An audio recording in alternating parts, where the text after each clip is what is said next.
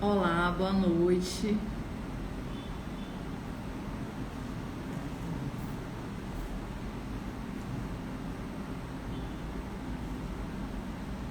Boa noite a todos. Nós tivemos só um probleminha na conexão, mas já estamos retornando. Vou convidar a professora Denise. Tivemos só um problema aqui na conexão, mas aí eu acredito que já foi solucionado. O professor Tiago já está aqui com a gente. Ótimo, obrigada, professor Mário. Professor Mário, o senhor não saia daí. Professor Tiago, obrigada pela presença. Estão me ouvindo? Ótimo. Deixa eu chamar aqui a professora Denise.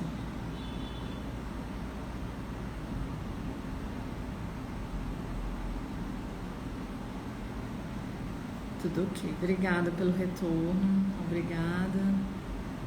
Luzinete também está aqui com a gente.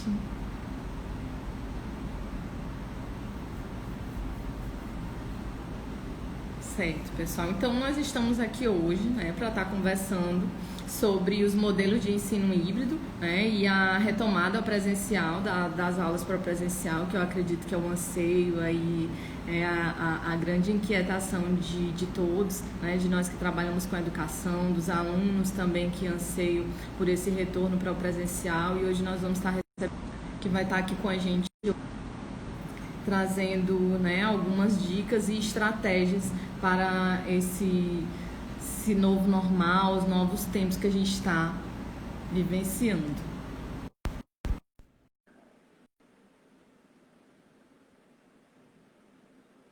Professora Denise, só aguardando aqui. Troquei a conexão e agora funcionou. Ah, lá. Eu vim para a sala, tem menos iluminação, tem um pouco mais de barulho, mas pelo menos a gente não vai cair. Tranquilo, tranquilo. Tá bom? Podemos iniciar? À vontade, sou sua. A partir de agora sou da gente. Estamos aqui, todos juntos, todos tentando buscar novos horizontes, uma bússola nova que nos guie, porque a gente está vivendo um momento que ninguém nunca viveu antes. Eu acho que isso que torna tão importante nós estarmos aqui todos juntos hoje. Exatamente, né? É justamente isso. Nós estamos vivendo uma situação totalmente nova em todos os contextos, né? E na educação nós estamos nesse momento aí que ser uma situação nova, sem precedentes, onde nós estamos tendo situações onde nunca a gente conseguiu ver, como, né, eventos grandiosos, nacionais e internacionais sendo adiados, né? E na educação não é diferente. Né? Nós também, que trabalhamos com o ensino, né? Então estamos passando aí por uma readaptação.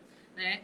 Professora Denise, na minha opinião, como docente, eu acredito que é um momento ímpar que a gente está vivenciando. Né? Então, logicamente, falando pela questão da saúde, né? A gente sabe que é um momento que a gente está passando que, de fato, é bem delicado, né? Pelo momento que a gente vive, por estar longe dos nossos familiares. Eu também estou longe da minha família, né? Sem poder visitá-los e tudo. Mas eu acredito que, pela questão do contexto que a gente está vivenciando, eu acredito que é um momento de se reinventar, né? De pensar numa nova proposta, de se reinventar enquanto pessoa, enquanto empresa, enquanto aluno, enquanto professor. Então, eu queria saber a sua opinião com relação a esse reinventar, esse aprender a aprender. Então, como educadores, nós estamos diuturnamente, né, nos reinventando, né, aprendendo. Isso é muito bom e é contagioso ver isso no nosso dia a dia. Eu sou suspeita a falar, mas eu acho que nós somos muito privilegiados, né, de atuar como adoção. Então, veja, eu gostaria de convidar todo mundo a entender. Se a gente não entender o momento que a gente está vivendo, nós não vamos conseguir nos orientar dentro desse momento. Nós estamos vivendo uma transição. Essa transição não começou com a pandemia. Essa transição começa em 2016, quando começa a mudar a legislação.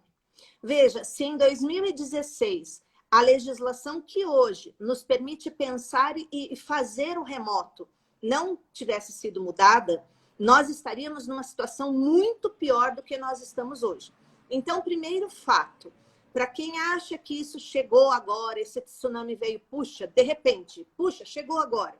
Não, isso é uma tendência que existia desde 2016 e, obviamente, se acelerou com a pandemia. Então, o que a pandemia fez foi acabar com todas as resistências, inclusive derrubar assim, o ritmo com que se pensava nessa mudança. Se a gente parar para pensar, eu estou fazendo, nesse ano de 2020, eu estou fazendo 33 anos de magistério superior. Pense quantas mudanças eu passei ao longo do tempo. Então, o fato de estarmos mudando de modelo é uma mudança a mais.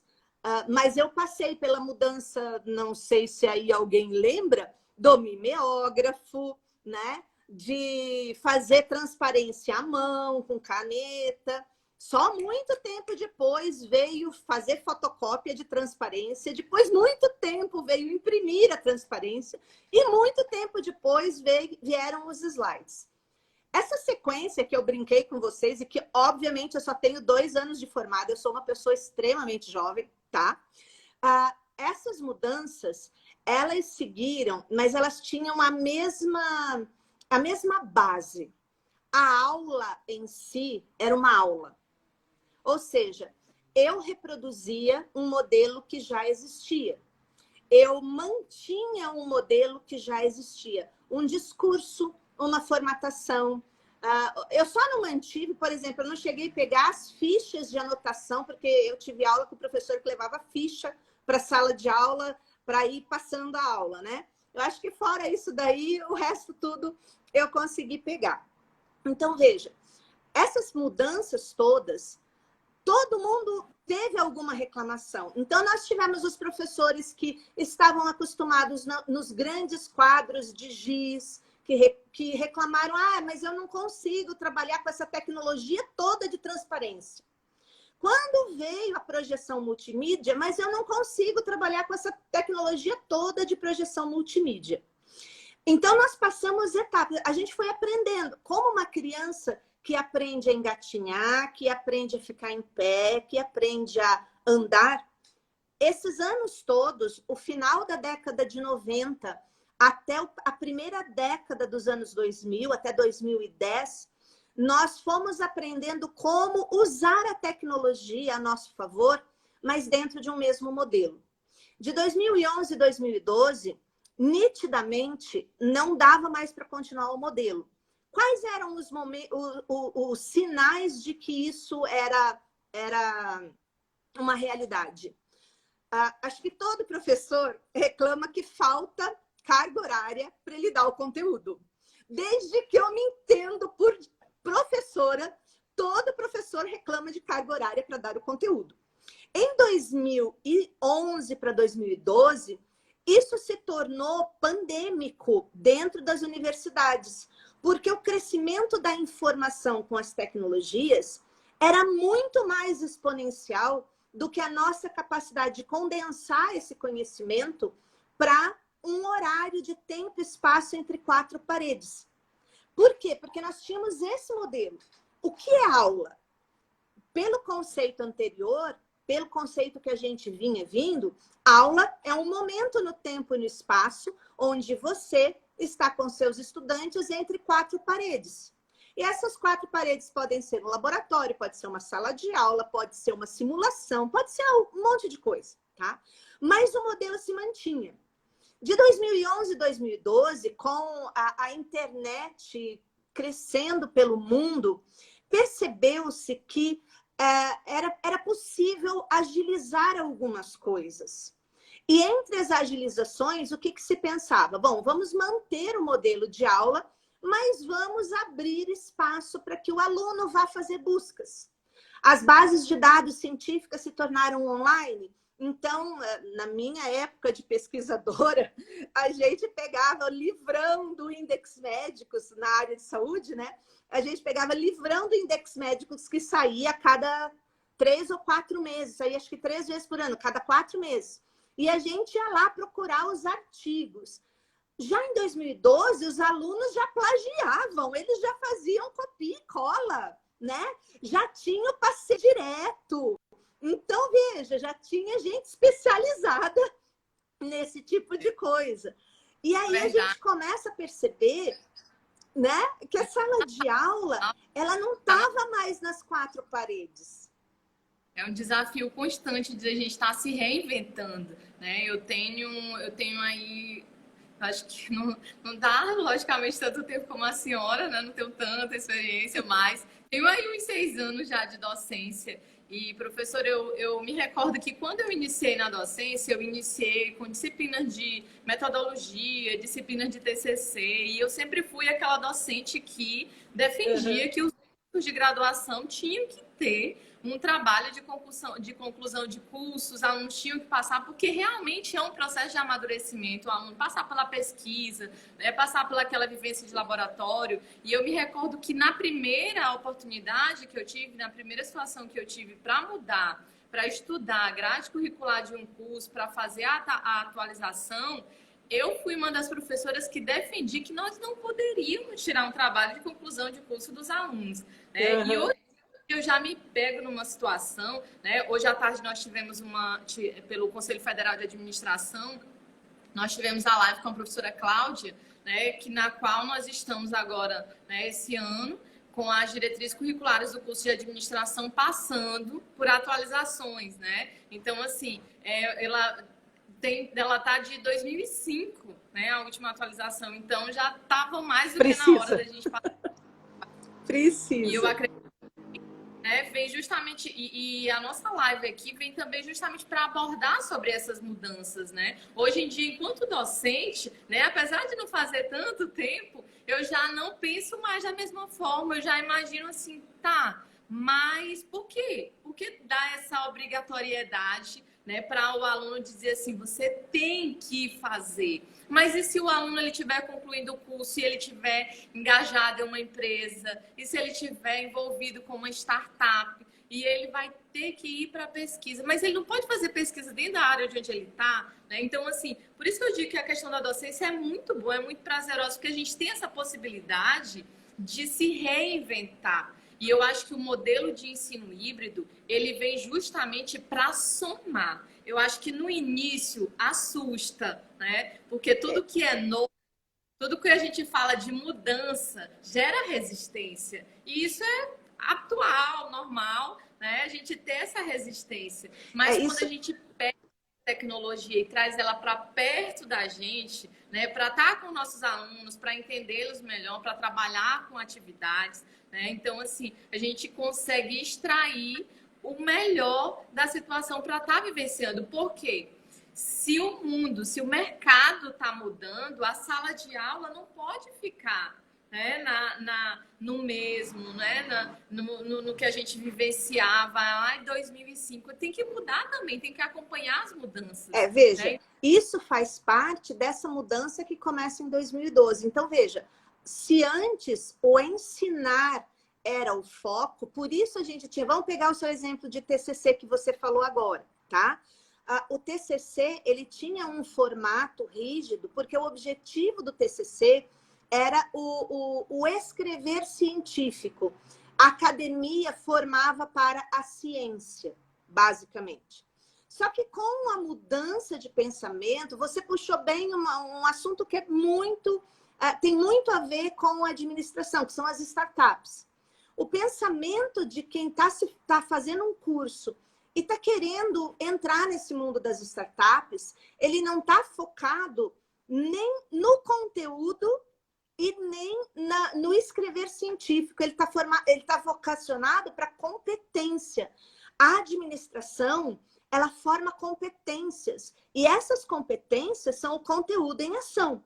Então, essa é a grande mudança que acontece.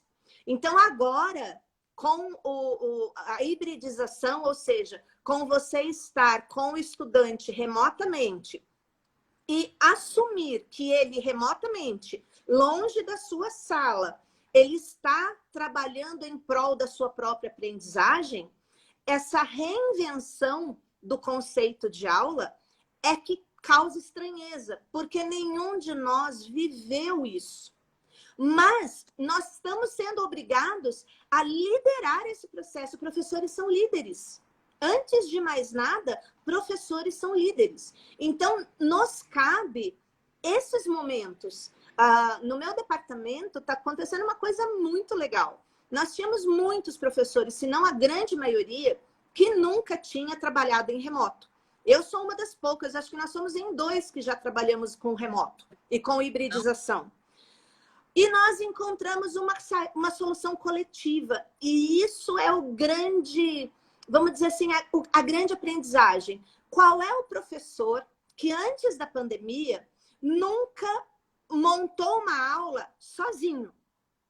Você pegava dentro da sua casa, você abria o seu computador, abria o PowerPoint, abria um livro, um artigo, enfim, o que você usa como fonte, montava os seus slides e, eventualmente, conversava com um ou outro colega sobre isso. Esse novo modelo, focado no aprender, ele exige que a gente converse. Nós, professores, conversemos entre nós para nós encontrarmos soluções, porque senão cada um de nós dando um catatal assim de tarefa para os estudantes fazerem, eles vão surtar do outro lado. Então, essa é outra lição que muda, é outra coisa que muda no modelo remoto. É preciso que você trabalhe em parceria com alguém. Como vai ser feita essa parceria? Assunto para um outro dia. Mas veja, existem parcerias que podem ser trazidas direto das diretrizes curriculares. Existe uma forma, inclusive a forma como o ENAD é pensado, cada questão do ENAD, você encontra coligação, às vezes, com disciplinas que não se conversariam normalmente. A outra coisa que causa muita estranheza e por isso causa muita insegurança e muita resistência, obviamente, é o fato de nós não termos nos formado assim e termos que liderar esse processo. Eu acho que isso é muito importante. Nós estamos liderando um processo hoje, as trilhas de aprendizagem, que são a base do ensino híbrido, que é a experiência do aprender. Não é mais o ensinar, é a experiência do aprender. As trilhas, elas precisam de experiências. Então, você tem um conteúdo, esse conteúdo se relaciona com a diretriz curricular. Essa diretriz curricular diz que esse conhecimento gera uma competência, está lá escrito como perfil profissional, né?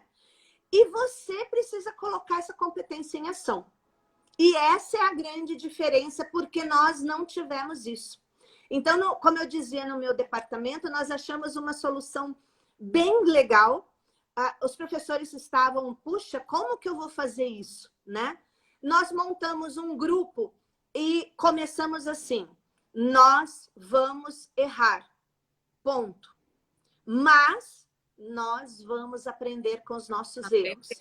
E cada um de nós que entrou, a gente, aqui na Universidade Federal do Paraná, nós estamos com uma resolução que ela está fazendo um período experimental para saber como nos dirigir depois, em 2021, para a hibridização. Como cada curso, como a universidade vai regulamentar isso, né?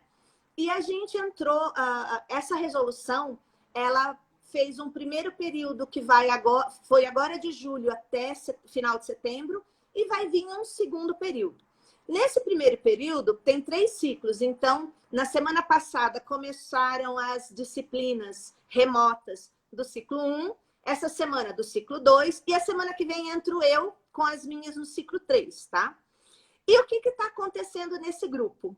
A gente criou o grupo quando saiu a resolução e, primeiro, nós ajudamos a fazer os projetos, os planos de ensino. Porque as pessoas não sabiam como planejar as trilhas de aprendizagem. Segunda coisa boa do grupo: gente, não sei o que fazer. E cada um trazia uma opinião. Os primeiros que entraram na... É uma situação que um professor ele fica sabendo o que está acontecendo na disciplina do outro professor. E no contexto de vida, né, vamos dizer assim, quando a gente sai do ambiente laboratorial, que é a nossa sala de aula, né, no mercado de trabalho, é assim que acontece. Né? Sim, não tem as pessoas conversam em equipes. Não tem um dia da área de marketing, é tudo junto e misturado. Todo mundo junto. Tempo, e você tem que estar preparado para entender do que se trata cada assunto. Mas, né? principalmente, estar livre do compromisso de acertar sempre. Eu tenho o meu departamento na universidade, como... E nessa situação a gente pode falar a respeito da questão da autonomia do aluno e do foco no aluno. Né? Se a gente pega um plano de ensino, um plano de aula, né, de 2, 3 anos atrás, eu não vou nem tão longe, a gente tem um plano de ensino e um plano de aula voltado para os conhecimentos, para a questão do conteúdo. Né? São aulas Sim, mais conteúdo. Os planos que nós tivemos que fazer são completamente diferentes. A eles não cabe mais aquela projeção antiga. E o que está acontecendo? O grupo, nós entramos a gente brinca de peito aberto. Ninguém tem receio de expor-se para os outros, falar assim, não sei. E quando alguém fala, não sei, estou inseguro, todo mundo vem junto. Então, no primeiro ciclo, vários professores entraram uns com os outros. Um que tinha um pouco mais de experiência ajudou na primeira aula o professor que estava começando com menos experiência. E quando eles terminavam cada aula, eles vinham para o grupo e compartilhavam a sensação. E é muito... Isso é muito bom e também já fica como dica aqui também, né? Para a gente já estar utilizando. Eu acho que essa é a grande primeira dica. Porque, veja, a pandemia trouxe a gente está vivendo um momento de insegurança emocional por causa da saúde, por causa dos familiares, a insegurança por causa do próprio trabalho. A gente está vendo em todo lugar professores serem demitidos. É um receio legítimo, tá? Então, nesse momento, quando a gente não se sente só em mais um dos desafios, a grande maioria dos professores tem crianças pequenas em casa, estão com a rotina doméstica junto com o trabalho remoto, o home office, né? Então, isso tudo cria muitas e muitas inseguranças. Estar ali no grupo e cada vez que um voltava da aula e compartilhava isso, falava assim, gente, foi ótimo, os alunos estão adorando, estão colaborando, a gente pediu ajuda, os alunos ofereceram ajuda. Então, essa troca é um elemento novo também. Você antes preparava a sua aula e entrava na sua aula, o aluno não ousava. Professora, precisa de ajuda? Capaz precisar de ajuda. O remoto e, às vezes, a inabilidade com uma ou outra tecnologia aproxima o professor e o estudante. O estudante, ele colabora no processo. E essa geração, né, é uma geração que eles já nasceram no meio tecnológico, né? Uma geração que eles já nasceram com a tecnologia, com o celular, com o touch. Olha, uma coisa bem interessante que você falou, né? Ontem tinha uma professora reclamando, falou assim, gente, mas eu mandei e-mail para os alunos e tem um monte que não recebeu ou não viu. Aí o outro entrou e falou assim, olha, minha filha diz que e-mail é coisa do passado, ninguém mais usa e-mail. Aí o outro entrou e falou assim, é verdade, né? Para essa geração, e-mail é coisa do passado. Então, veja, até isso, né? Então, a gente tem que entender que o mindset é diferente, a forma de pensar é diferente. E a primeira dica que eu dou é essa, se os professores que estão entrando na hibridização, nos seus cursos, conseguirem formar pequenos grupos de trocas de informações e se apoiarem emocionalmente, isso ajuda muito, extremamente, não só os professores, mas os estudantes também. Então, a gente está vendo que agora, que essa semana começou o ciclo 2, os estudantes estão mais espertos, eles estão mais ágeis, os professores estão se comunicando mais rapidamente, mais agilmente.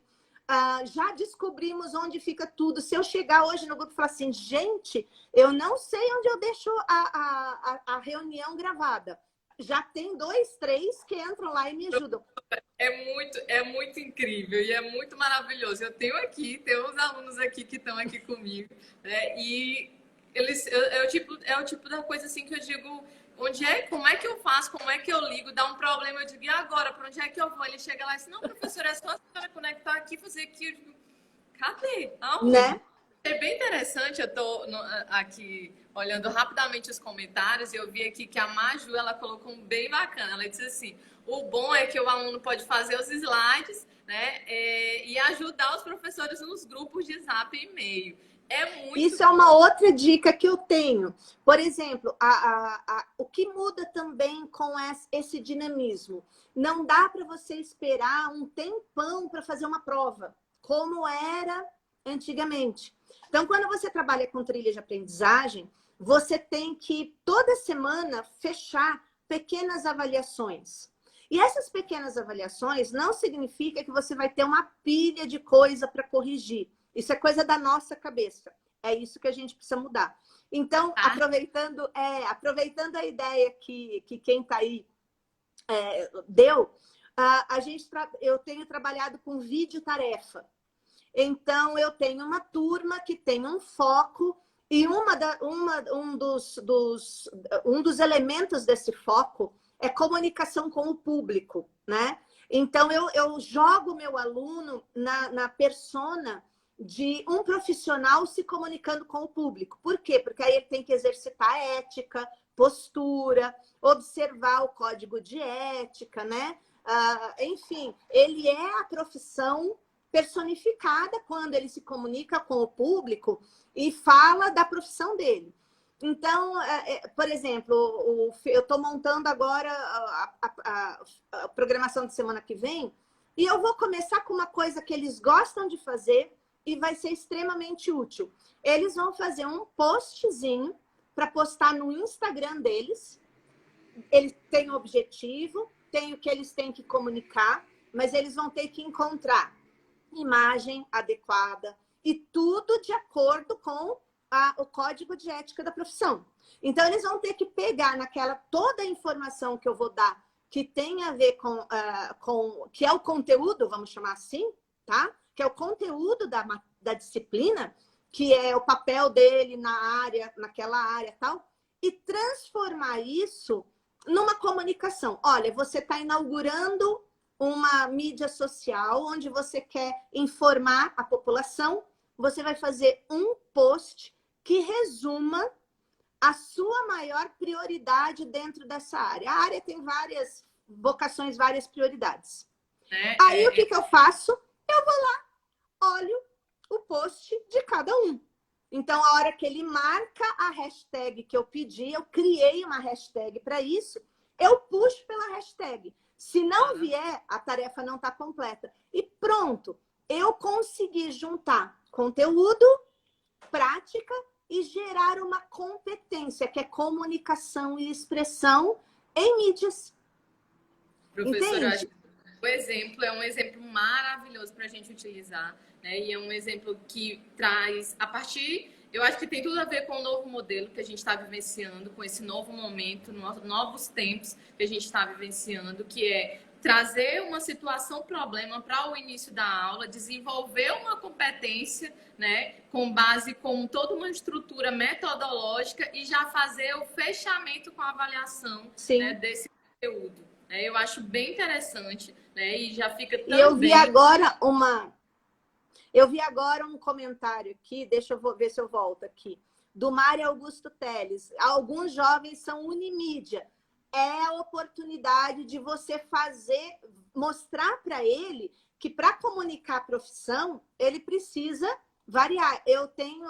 A minha primeira aula, eu falo para ele que a gente vai trabalhar com 3 M's. Mobile, multiplataforma e multimídia. Eu nunca vou dar, toda semana eu pulo de uma plataforma para outra. Então, eles têm um ponto de encontro que é a Google Classroom. Nós temos um outro ponto de encontro, que é um grupo fechado no Facebook. E dali, em cada semana, eu falo, olha, agora nós vamos trabalhar em tal plataforma. Agora nós vamos em tal plataforma. Porque esse é um objetivo meu. Os outros professores estão fazendo sempre na mesma plataforma, que é a plataforma da universidade, que é o Teams da Microsoft. Mas um dos meus objetivos é formar essa competência. Então, cabe a mim, dentro do grupo, estimular, porque eu consigo lidar, desculpa o barulho, eu consigo lidar com esse mudar de plataformas e consigo pegar os perdidos e falar, olha, nós estamos em tal lugar. Então, em cada dia, quando a gente entra, hoje, essa semana nós estamos trabalhando, por exemplo, tem a Trello, nós vamos trabalhar com a Trello, nós vamos trabalhar com o Google Classroom, nós vamos trabalhar com posts, cada um no seu perfil lá no Instagram. A gente vai entrar e fazer via Google Meet, fazer uma mini transmissão via YouTube. Mas tudo isso daí está ligado ao conteúdo que eu estou dando dentro de sala de aula. Não está descolado. Então, muitas vezes as pessoas pensam, mas e o conteúdo? É o conteúdo.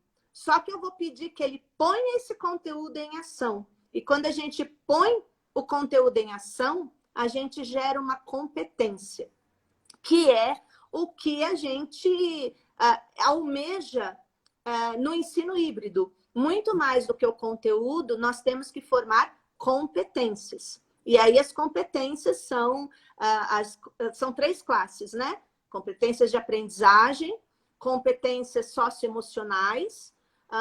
Socioemocionais, geralmente, eu dou um dilema para eles. E aí eles têm que trabalhar com um dilema. Esse dilema pode ter, por exemplo, um conflito ético, um conflito de posicionamento. Geralmente o conflito não tem resposta certa nem resposta errada. O objetivo é ele pensar, repensar e refletir sobre aquilo, né? O conteúdo dá desfechos, dá soluções, mas o objetivo do dilema é criar uma dificuldade para uma solução direta.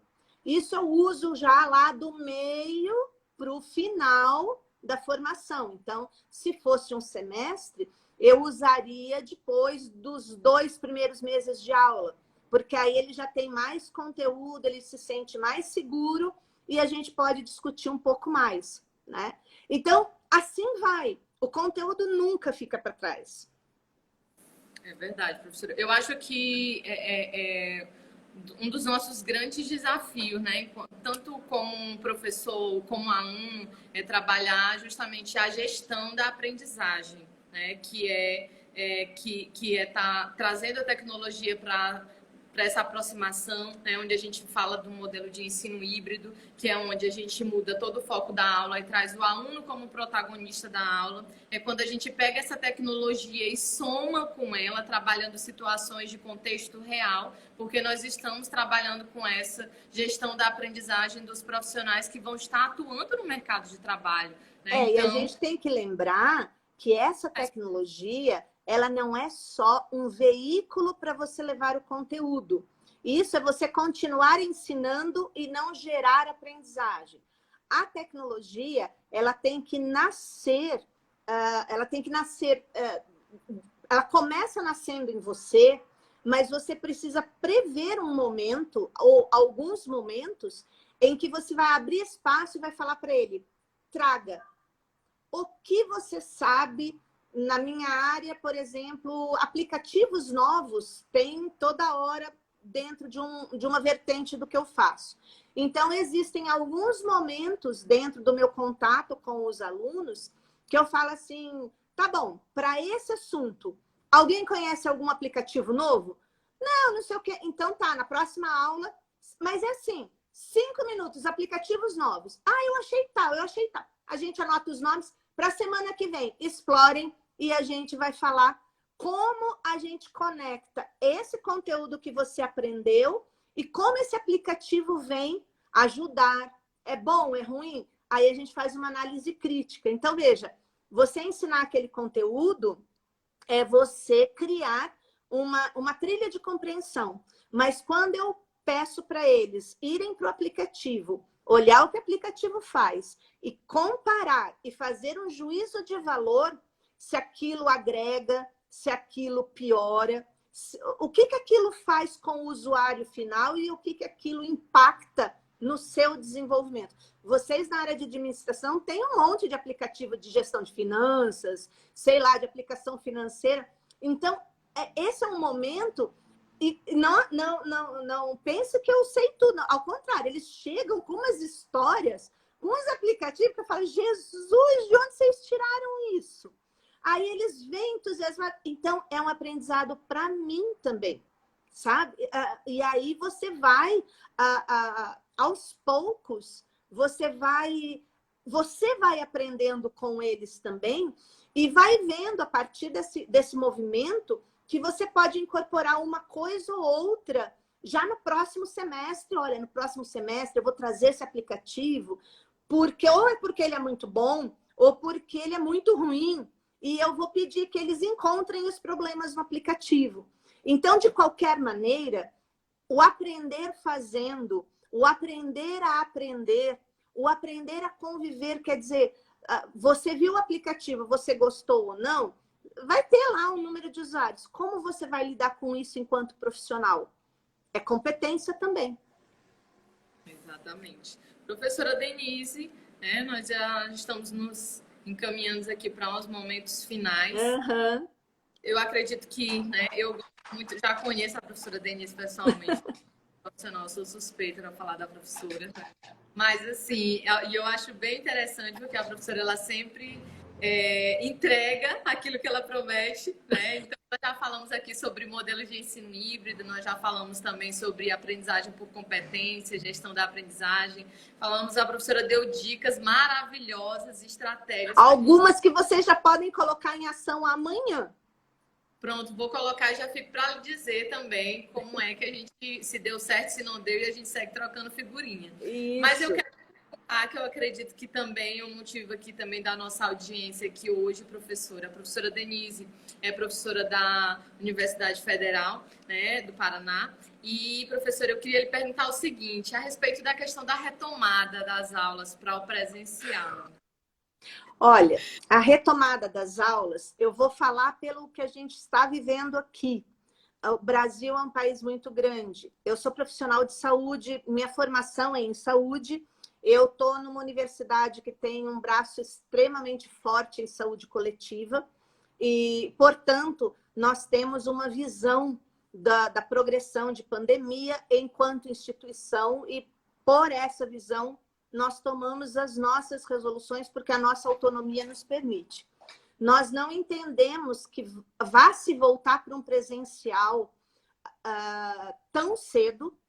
Nós estamos sem presencial até 31 de dezembro. Então, nós estamos em remoto, de ciclo em ciclo, nós vamos girar direto dezembro e janeiro, e aperfeiçoando o modelo que nós começamos.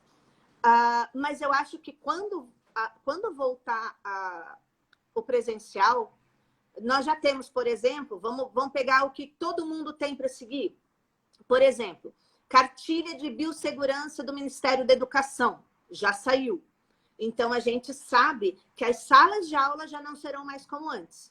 Se antes a sua sala e a minha cabia 40 alunos, nessa sala não entra ao mesmo tempo 20 alunos. Vão entrar entre 15 e 18 alunos, tá? Meu cachorro tá latindo. Desculpa. Vão entrar entre 15 e 18 alunos, tá? Então, isso faz com que nós tenhamos um problema. Se antes você tinha 40 alunos assistindo a aula dentro do mesmo horário, essa grade horária pelo menos duplica. E aí, como é que nós vamos tratar isso? Tá? Então, o remoto e a hibridização ajudam a aliviar. Porque se eu tenho, hipoteticamente, uma disciplina em que 100% antes acontecia com 40 alunos dentro de uma sala de aula, dentro de um certo tempo. Se eu consigo pegar conteúdos e algumas competências que posso levar para o remoto, eu alivio essa carga horária. Então, eu posso fazer rodízios do presencial para aquilo que realmente não pode ser levado para o remoto. Então, eu que tinha 100% dessa minha disciplina ali, agora eu posso trabalhar 30% ou 40% hibridizando e os outros 60% pegar a turma e dividir e fazer rodízio. E eu não vou perder esse semestre. Até 2021, no mínimo até o meio do ano de 2021, essa é a única solução que eu vejo. Eu não vejo outra solução.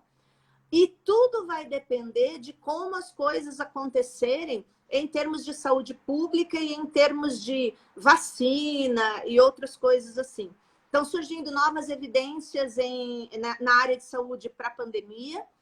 Está se discutindo semana a semana como é que isso impacta, mas eu acho que, de maneira geral, no mundo, a gente não vai voltar ao que era antes, não até meados de 2021. Então, realmente, o professor precisa se reinventar, o estudante vai crescer muito, não vai voltar o mesmo estudante, ele vai voltar mais protagonista, ele vai voltar querendo, com saudade de você, da Ana lá, pessoalmente e tal. Mas ele vai falar assim, professora Ana, o que nós vamos fazer entre uma aula e outra? Isso vai fazer parte dele, porque ele gosta disso. Fazem essa pergunta, né? Eles já fazem essa abordagem quando nós encerramos. Porque eu digo assim, o professor, durante um ano, ele vive duas vidas, que é o ponto 1 e o ponto 2, né?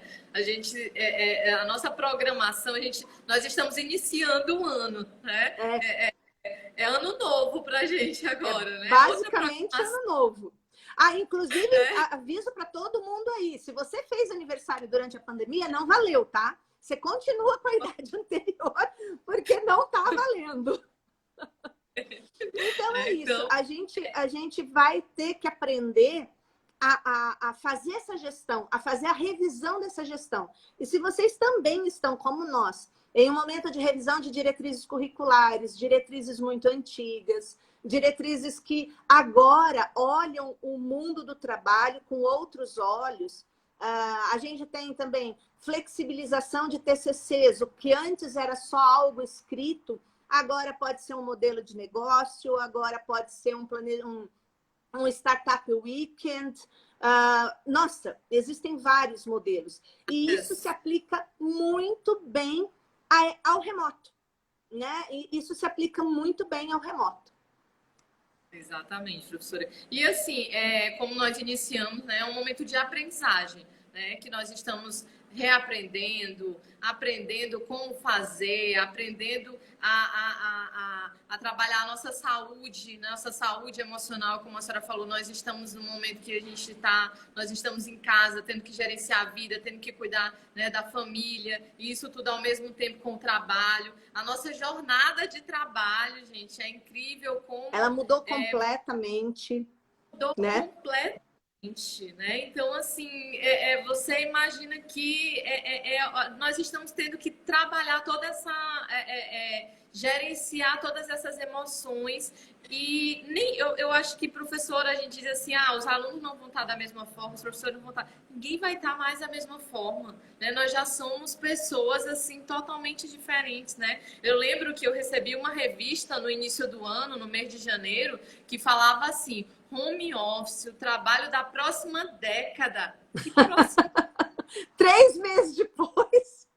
3 meses de home office. Professora, se você chegasse, eu digo isso para os meus alunos, eu digo, gente, olha só a oportunidade que nós estamos tendo, né, devido a essa situação. Eu acho que também é aquela situação de, né, levando pela questão do aprendizado, né, eu acredito que é aquela situação de você olhar o copo meio cheio ou meio vazio, né, sim. Então, você, poxa, tá acontecendo? Tá, pois então, né, vamos aprender...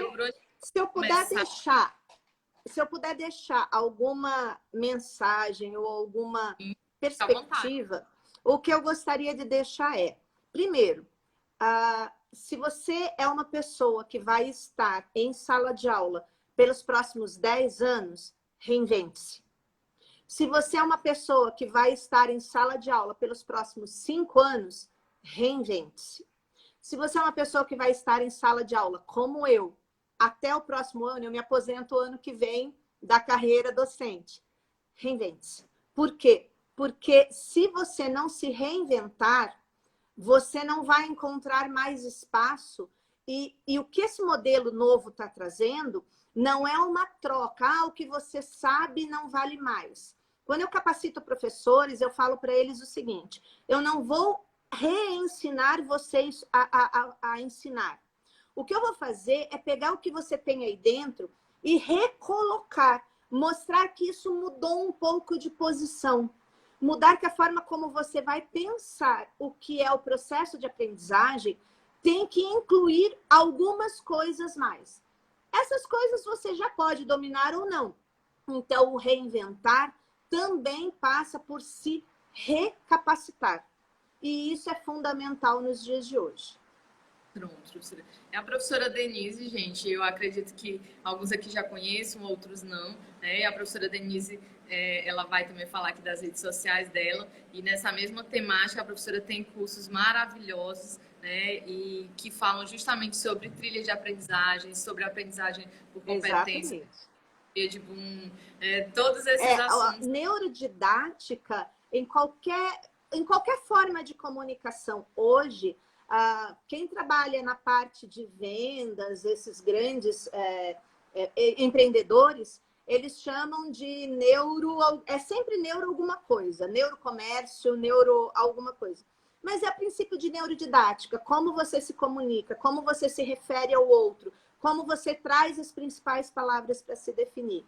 Na sala de aula não muda. O estudante que está vindo, ele pensa de uma maneira diferente, para que você engaje ele no seu processo, porque se a gente quer um estudante ativo, nós precisamos engajá-lo. Como você faz isso? Neurodidática. E o que eu faço com aquela minha aula? Aqueles slides que eu tenho lá, como é que eu mexo com eles? É pegar aquilo e transformar em competências. E aí você mesma deu uma super dica. Comece a aula com uma boa pergunta, que a sua aula vai responder aquela pergunta. E a partir daí, comece a formar as competências. Eu acho que isso fecha a clareza que a gente tem que ver com como a gente tem que se reinventar nesses novos tempos.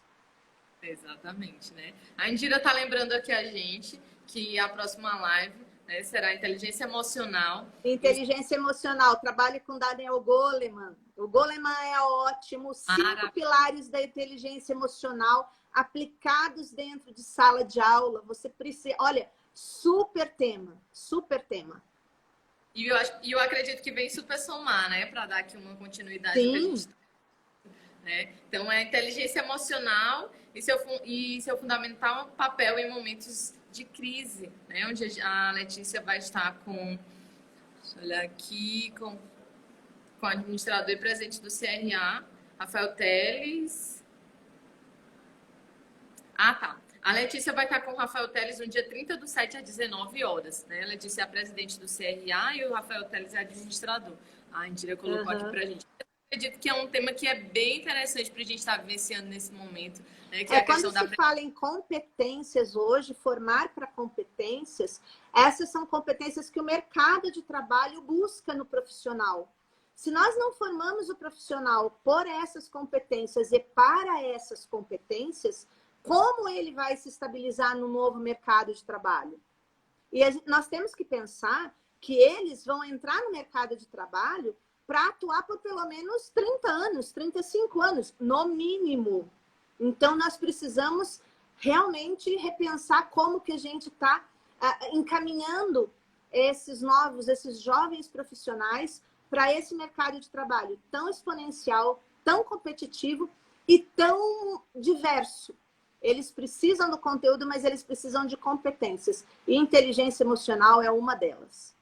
Exatamente, né? E eu acredito que a gente não vai encerrar por aqui esse assunto, a gente segue, né? Também quem quiser estar me acompanhando nas minhas redes sociais pode estar adicionando, né? O meu perfil no Instagram é _Ana_Flávia, certo? E a professora Denise também vai passar o Insta dela, pessoal. E assim... o meu é esse que eu entrei, o Insights Docentes, é onde eu faço todo o trabalho. E a ideia do Insights é sempre levar uma pulga para colocar atrás da sua orelha, para quando você achar que já sabe todas as respostas, eu virar para você e falar assim, cara, o mundo lá fora fez novas perguntas. Nós precisamos repensar todas aquelas respostas que nós achávamos que sabíamos.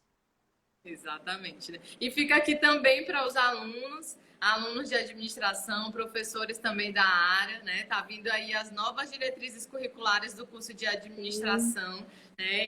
Nós vamos ainda ouvir falar muito nessa temática, né? As diretrizes curriculares, ela já foi aprovada pelo Conselho, né? Tá para ser aprovada agora pelo Ministério da Educação e trabalha e vem para agregar justamente a tudo isso que a gente está falando, né? A aprendizagem por competência, né? O novo contexto de sala de aula voltado para a questão do gerenciamento da inteligência emocional, né? É justamente trabalhar questões e aspectos que vão preparar esse profissional para o mercado de trabalho, para esse mundo cada vez mais volátil, incerto, que a gente está vivenciando, né? Eu acho que o contexto de pandemia ele veio justamente para dar essa sacudida na gente e dizer assim, você está preparado para o incerto?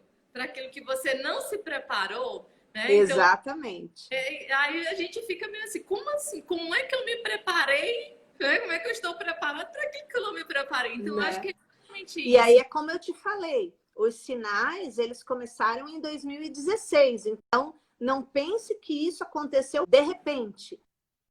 Isso vem acontecendo desde 2016. Então, tá na hora de se reinventar. Eu quero agradecer, eu acho que nós devemos estar fechando o tempo, né? Eu quero agradecer muito o convite. Quando eu estive aí, eu mostrei um case que me é muito querido sobre como formar para competências, prepara um profissional para um mundo que a gente absolutamente nem sabe que existe. E eu acho que essa é a grande mensagem que eu tento levar para todo mundo. Pensem que nós não estamos formando para o que já passou. Pensem que nós temos que formar para que os novos profissionais que vão dividir conosco esse mercado de trabalho sejam capazes de continuar a profissão com todas as mudanças que vêm pela frente e torná-la cada vez mais importante para a comunidade e para a sociedade.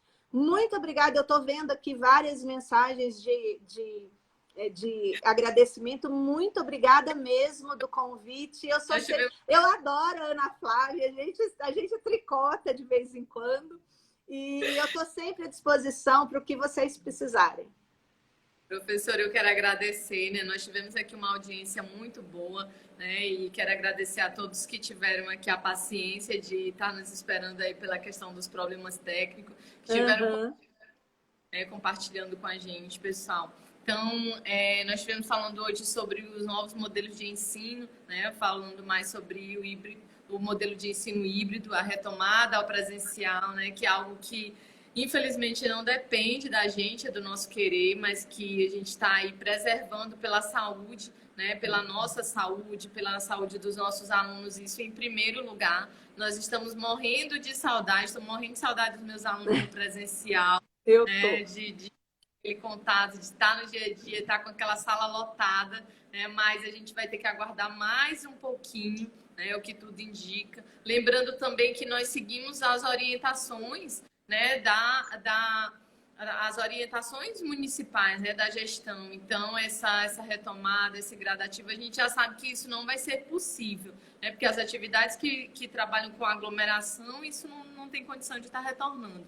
Né? Então, assim, nós propusemos aqui conteúdo, né, e como eu disse, como a professora Denise gosta, que ela promete, ela gosta também de cumprir, eu acho isso muito interessante, já fiz vários cursos dela e ela sempre retoma, eu acho muito bacana, falando sobre esse assunto, e eu quero aqui de coração agradecer a professora Denise, né, por ter aceitado participar aqui com a gente, é sempre um enorme prazer, uma professora magnífica, né, estar aqui com a gente, quem já conhece a professora venha concordar, quem não segue lá que você vai concordar também, né, professora? Então, meu muito obrigada. Obrigada também a todos os professores, os alunos, né? Agradecer também ao conselho que nos proporcionou estar aqui utilizando as redes sociais.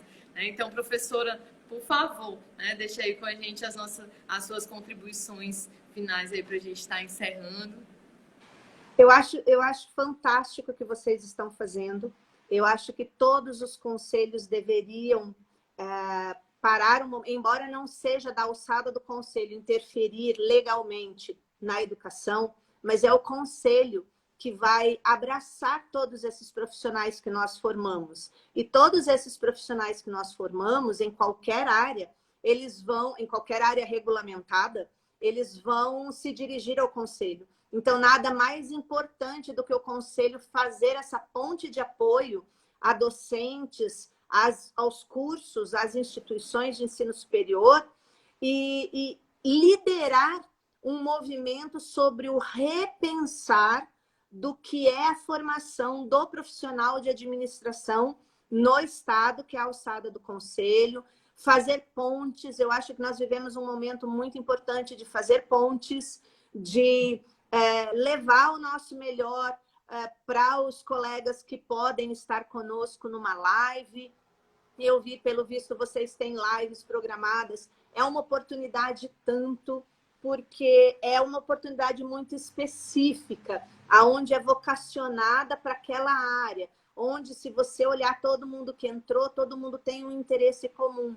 E hoje em dia, isso é muito importante. Então, meus parabéns. Desde que eu fui aí, quando eu fui fazer aquele evento com os professores, discutir educação 4.0, eu achei fantástica a iniciativa do Conselho e quero que você estenda a todos os membros do Conselho meu muito obrigada pela lembrança e pela oportunidade de estar aqui com vocês de novo. Obrigada, professora. Muito obrigada, certo? Então, obrigada a todos. A gente assista na próxima semana, né, a live sobre inteligência emocional. Professora, muita gratidão por ter vindo com a gente. Beijo para vocês. Aqui. E fica também aí já a dica para vocês sigam a professora lá nas redes sociais. E, professora, para a gente fechar aqui, né, me diga uma coisa. Para nós, professores, nos prepararmos para essa situação, para essa, vamos dizer assim, para esse novo tempo. Acho que não é nem uma situação, porque acho que uma situação é algo bem específico e pontual. E eu acredito que esses novos tempos é algo gradativo, né? E que exige um reinventar-se, né? O que a gente ia aqui para nós, professores, curso, formação, o quê? Por onde é que a gente começa? Por o que a gente, né? Mediante olha, tantas...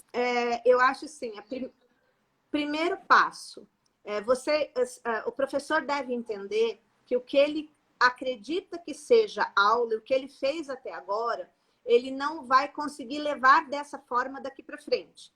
Então, primeiro é preciso entender o que é esse novo conceito de trilha de aprendizagem que vem junto com o modelo híbrido. Esse é o primeiro ponto.